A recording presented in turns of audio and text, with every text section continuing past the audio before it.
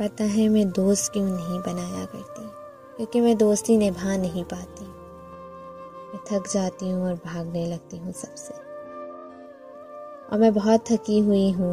मेरे नज़दीक दोस्ती में वफ़ा निभाना बहुत ज़रूरी है, पर मुझ में वफ़ा नहीं है। ना मैं मज़ीद किसी वफ़ा का बोझ उठाने की सख्त रखती हूँ। यकीन मानिए, वफ़ा बहुत भारी होती है। ये इतना झुका देती है कि आंखें धूल धूल हो जाएं। मैं दोस्त बनाकर छोड़ने के बजाय दोस्त बनाने से ही गुरेज करती हूँ। कभी कभी मुझे ऐसी चुप लग जाती है कि मैं उस चुप का सबब बताने से भी कासिर होने लगती हूँ। मैं मोहब्बत का इजहार करने से डरती हूँ। मुझे पाकर खो देने से खौफ आता है।